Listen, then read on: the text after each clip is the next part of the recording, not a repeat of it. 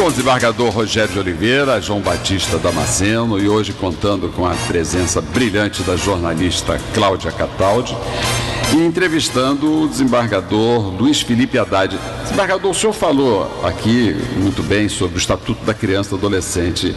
No dia 8, em homenagem inclusive ao Dia das Mulheres, a presidente Dilma sancionou o Marco Legal da Infância, que veio trazer muitas mudanças importantes. As pessoas talvez ainda não tenham atentado. Por exemplo, instituiu a licença paternidade. Licença paternidade muito importante para que nós, homens, participemos dos primeiros momentos da vida dos nossos filhos. É importante a criação dessa licença paternidade. Outra inovação, desembargador Haddad, importante no Código de Processo Penal, obriga a que todas as pessoas que forem presas, sejam homens, sejam mulheres, informem se possuem filhos menores. Olha que coisa interessante. Por que isso? Por quê? Porque isso vai repercutir na aplicação da pena. O nosso Código de Processo Penal já diz textualmente que, na aplicação da pena, os juízes, quando se tratar de mulher com filhos de até 6 anos de idade, têm que privilegiar a pena em regime domiciliar, para que ela não seja afastada do filho. Isso não é um benefício para a presa, não. Isso é um direito da criança, porque a criança tem o direito à convivência familiar e comunitária. E essa lei, esse Marco Legal da Infância, veio estabelecer essa obrigatoriedade no interrogatório. O juiz tem que perguntar, inclusive o homem. Se o homem tiver filho e for ele a única pessoa que cuida daquela criança, essa informação tem que chegar para o juiz que vai julgar a causa. Olha aqui, agora, é mais uma lei espetacular. Será que a gente vai praticar isso, desembargador Haddad? É uma lei muito boa, tomara que seja praticada, porque em todas as esferas nós vemos o seguinte, nós vemos que realmente, eu me lembro que o juiz Damasceno, aqui presente, colocou que a nossa legislação é uma das melhores do mundo, e é uma das melhores do mundo, só que a concretização dela ainda, digo eu, que é muito sofrível. Seria uma nota 3 ou 4 no máximo, né? Mas, Lucero, você mesmo deu uma decisão nesse sentido há um tempo atrás, antes da lei, me parece, que ficou vencido na tua Câmara. Fiquei vencido na minha Câmara. Uma mulher com um filho com problemas psicológicos, porque havia perdido uma irmã e ficou com problemas sérios psicológicos. Essa mulher foi condenada, ficou presa durante 2 anos, e essa criança ficou sob os cuidados da avó, uma senhora com mais de 80 anos, que evidentemente não dava conta de criar uma criança com 6 anos. Mas fiquei voto vencido. Mas agora é lei. Será que vão continuar vencido, apesar da lei? Agora eu creio que não. No início do século XX, quando o governo pediu a Cláudia Vilaco para redigir o anteprojeto do Código Civil, o Rui Barbosa criticou muito o projeto, mas da questão gramatical, e uma matéria de fundo. O Código Civil de 1916 acabou entrando em vigor em 1916, 16 entrou em 1º de janeiro de 17. Ele falava das crianças que perdiam os pais e que tinham bens. O que fazer com os bens das crianças? Nenhuma palavra, nenhuma linha sobre o menino que estava no reformatório, o menino que perdia os pais e que não tinha amparo, o menino que morava na rua. Não tinha bens, né? Então ninguém tratou do menino, da criança que não tinha bens. De novo, o Rui, o grande Rui, que é uma figura que eu admiro muito, falava de uma Constituição, da Constituição escrita de 1891, que é uma grande Constituição, mas afastado completamente da realidade. E o Oliveira Viana escreveu um livro, O Idealismo da Constituição. E ele falou de um Brasil ideal, que está nas leis, e de um Brasil real, que está na concretude das relações sociais. Esse livro é desse ano, né? O livro é de 1923, mas eu acho que ele continua bem atual, O Idealismo da Constituição, e continua. né, falando de um Brasil ideal, né, que tem leis maravilhosas, leis todas muito bonitas e que tem um conjunto de práticas que definitivamente não condizem com essas leis. Damasceno, sobre isso, veja bem, a Constituição de 1891 foi uma Constituição de caráter liberal muito parecida com a Constituição dos Estados Unidos. A nossa primeira Constituição, que tratou com firmeza de assuntos sociais, foi a de 34. Sim. Que falou, inclusive, dessa parte de menores, de assistência à família e etc. Depois da Constituição de 34, as outras constituições também falaram do assunto, mesmo aquelas que sofreram a influência do regime militar. E a atual de 88 realmente é que mais estabeleceu direitos e etc. Só que, infelizmente, o que se fez na prática? Muito pouco. Pois é, aliás, essa Constituição de 1934 foi a primeira que trouxe o quinto constitucional, essa nomeação de 1/5 dos membros dos tribunais pelo chefe do Executivo. Mas era uma forma que tinha o Getúlio Vargas de intervir nos tribunais a partir da Revolução de 30. Para não ficar caçando os desafetos, ele arranjou um outro jeito de intervir, colocando que 1/5 seria nomeado pelo chefe do Executivo. E isso, meus Haddad, ficou em todas as constituições posteriores e possibilitou essa nomeação dessa sabatina que nós passamos aqui, e cuja posse será segunda-feira. Olha que coisa interessante isso. Desembargador Damasceno, aproveitando essas reminiscências e a sua cultura jurídica e histórica, como cientista político, o senhor desenterrou não, porque está no conhecimento daqueles que estudam, um sermão do padre Antônio Vieira de 1655, que está atualíssimo. O que esse sermão diz sobre esses fatos que nós estamos substituir a poesia de hoje, então. Para substituir a poesia. Esse sermão do padre Antônio, 1655, ele fala desse pessoal que entra pela janela, que entra pela chaminé, não é? Pois é, esse sermão é muito interessante, que não é à toa que o padre Antônio Vieira vem parar no Brasil, em 1655, não devia ser um prêmio. E depois daqui do Brasil, vai para o Nordeste, e depois do Brasil, ele vai para Angola.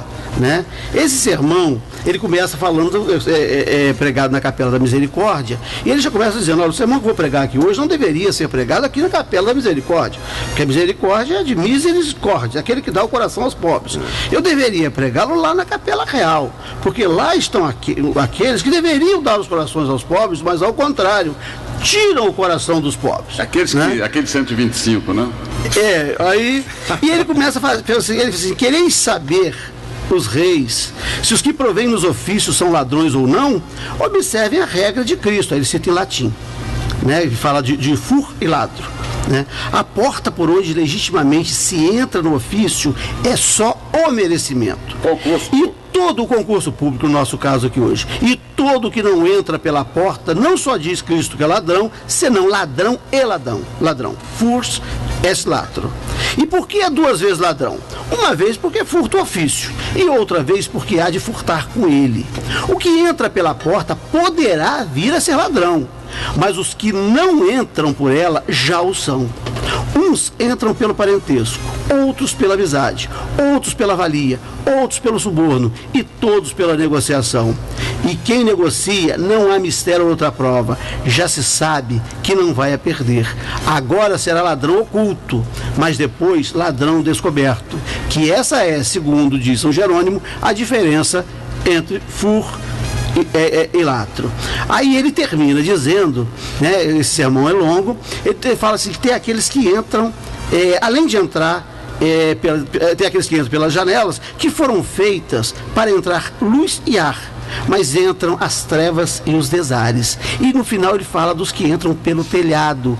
Mas o que excede toda admiração é que haja quem, achando a porta fechada, empreenda a entrar por cima dos telhados e o consiga, e mais, sem ter pés nem mãos, quanto mais asas. Nunca foi tão atual, O padre Antônio Vieira era uma premonição isso. Esse sermão é premonitório. Pois é, Ciro, não foi você só que foi destituído da comissão pelo atual presidente do Tribunal de Justiça, Luiz Fernando Ribeiro de Carvalho, da coordenação dos juizados da infância e juventude, mas o padre Antônio Vieira, depois desse sermão, ele veio para o Brasil, e no Brasil ele não tomou jeito. Ele pegou e foi mandado para Angola.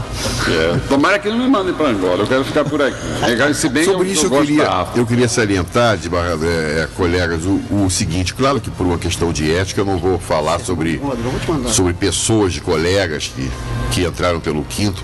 O Quinto, ele foi criado pela Constituição de 34 dentro de uma filosofia do Estado corporativo, porque também essa Constituição disse que 1/5 dos deputados proviria daquelas entidades de empregados e empregadores. Naquele tempo, o corporativismo estava em moda.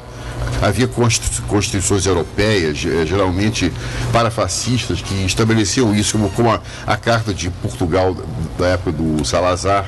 Havia Câmara Corporativa, as cortes espanholas na ditadura do general Francisco Franco. Claro que nós tivemos excelentes desembargadores que vieram do Quinto, mas eu creio que nos tempos atuais o Quinto não mais se justifica. Eu acho que as pessoas que querem, por exemplo, ser do Ministério Público, que fiquem no Ministério Público. Os que querem advogar, que fiquem na advocacia. Isso nas cortes estaduais. Agora, é claro que no Supremo Tribunal Federal, no Superior Tribunal de Justiça, aí é diferente. Nós temos que modificar os critérios de ascensão de juristas ao Supremo Tribunal Federal, porque cai muito na subjetividade do Presidente da República e do Senado. Poder-se estabelecer um sistema de listas, poder-se estabelecer mandato, para que não ficassem acho que a limitação temporal nos tribunais, mesmo os tribunais regionais, acabaria com essa corrida ao ouro. Pois é, né? Então 15 anos, 20 anos no máximo. E o pessoal da eu vou defender uma outra coisa: a diferença entre o jubilamento e a aposentadoria, como existe em Portugal. Quem é jubilado continua com todas as prerrogativas, vencimentos, as prerrogativas. Quem diz, não, eu não quero ficar com as, mas também fica com todas as restrições. Mas não, eu quero desenvolver outras atividades, então não tem problema. Você pega a certidão do tempo aqui e vai lá para o regime geral da Previdência, né? Pega lá e fica com todas as garantias dos demais cidadãos. Eu defendo até isso: limitação temporal nos tribunais e diferenciação do jubilamento e da aposentadoria. Né? Uma pessoa como o senhor, por exemplo, né? deve ser mantido. Eu torceria para o senhor ficar no jubilamento, com todas as prerrogativas, né? E com todas as restrições. Porque tem uns aí, né, que vencido o prazo, quer dizer, muito antes dos 3 anos de quarentena, né, já estão no tribunal advogando, né, na Câmara onde ele compôs. Fazendo lobby. Lamentavelmente, lobby, sim. levando memoriais. Eu não posso botar meu nome ainda na procuração, mas eu estou só acompanhando o advogado, né? Quando a gente vê pela própria redação, foi o próprio que escreveu. O advogado, por vezes, é um desses analfabetos funcionais, contratado tão somente para ser o testa de ferro do escritório que o sujeito monta. Lamentavelmente, isso ocorre, meu caro. Desembargador Haddad, e o que o senhor acha desse excesso de criminalização? A criminalização de tudo, do campo político, criminalização das relações pessoais, criminalização até das relações familiares, né, com a Lei Maria da Penha aí. Como é que o senhor analisa esse excesso de criminalização? Posso adensar essa pergunta? Claro. Obrigada. E, desembargador, o que eu ensino para os meus filhos também? Porque eu estou ouvindo aqui, estou aprendendo, estou me engrandecendo enormemente, né? De ouvir aqui o desembargador dando essas dicas todas de como a coisa funciona. Afinal de contas, para nosso ouvinte que está em casa agora, que mora lá em Guadalupe, em Jardim Catarina, Jacarepaguá, o que ela vai ensinar para o filho dela, já que essa regra de conhecer e do bom ladrão e do lobby e da leitura do memorial, o que o cidadão comum que nem acesso tem a esse tipo de informação, o que ele faz? Cláudia, realmente isso está dentro de um processo muito difícil que está acontecendo não só no Brasil, mas em outros países, que é a decadência daqueles valores básicos. Quando eu falo em valores básicos, eu não estou sendo moralista de forma alguma. Porque a instituição da família, por exemplo, é uma instituição relevante, a instituição do casamento também, sem aquele moralismo diante, mas sem também essas certas coisas que hoje pervadem, né? Porque invadir quer dizer entrar e pervadir quer dizer ficar ali dentro, que pervadem a sociedade brasileira. Nós vivemos hoje uma sociedade muito sem valores. E é claro que dentro do Poder Judiciário essas coisas todas realmente dão um mau exemplo para a sociedade. Sobre a criminalização exagerada que está havendo hoje, eu já ouvi uma palestra, aliás, até houve um debate entre mim e o desembargador Geraldo Prado, também um homem que eu só tenho elogios a fazer. Esse anteprojeto de Código Penal, ele realmente criminaliza muita coisa e aumenta penas como se isso fosse adiantar. Então, o que é certo fazer nesse aspecto? É realmente criminalizar aquilo que aquele grande jurista italiano, filósofo italiano, disse, Garofalo, né? Aquilo que vai contra o mínimo do mínimo ético. Mas também não é só isso, porque muitas vezes existem penas não privativas de liberdade, medidas substitutivas que podem dar resultado. Então, prisão, encarceramento devem ser reservados àqueles réus, aqueles condenados, no caso, que soltos oferecem perigo manifesto à vida, à integridade humana, à ordem pública. Sobre esse problema da Lei Maria da Penha, o caso é mais grave porque a violência contra a mulher ela é muito alta aqui no Brasil. Ela é muito alta. Sendo muito alta, há uma série de medidas que a lei estabelece, proibição do homem se aproximar da mulher, marido, namorado, etc. Mas, lamentavelmente, não há ainda um controle, não há uma assistência, uma atuação do Estado nisso. Como é que se vai fiscalizar se ela está sendo ameaçada por celular, por WhatsApp, etc. Então, é um problema que exige um longo debate, mas em certos casos, se aquele cidadão continua ameaçando a mulher, continua até indo à casa dela, batendo nela, forçando a relações sexuais... Você está falando do deputado que é secretário municipal, não? Eu estou falando genericamente, Damasceno. Se ele se enquadra nisso, que seja punido, né? Ele foi muito homenageado no Dia das Mulheres, né? Então, em certos casos, é cabível realmente a prisão daquele homem que apesar de advertido, continua, digamos assim, intimando a mulher, intimidando a mulher e até impedindo a mulher de ter outros relacionamentos, porque não teve mais relacionamento com ele. Aquela história, se não é minha, não pode ser de ninguém. Então isso tem que ser combatido, porque isso aí é um fator horrível nessa parte social. Desembargador Haddad, é alegria muito grande ter o senhor aqui no Encontro com a Justiça. É realmente um momento de engrandecimento, né? Agradecendo também a presença dos alunos da Universidade Estácio de Sá, lá do Recreio, que estão aqui no nosso auditório. A felicidade de tê-lo aqui, uma aula de ética, uma aula de direitos humanos, uma aula de humanismo. Agradeço a sua presença, agradeço a presença da jornalista Cláudia Cataldi, que engrandeceu esse nosso programa, e anuncio o jornal Manchete Online, edição das 12 horas, com Enio Paes. A Rádio Manchete Online apresentou Encontro com a Justiça, com o desembargador Ciro Darlan.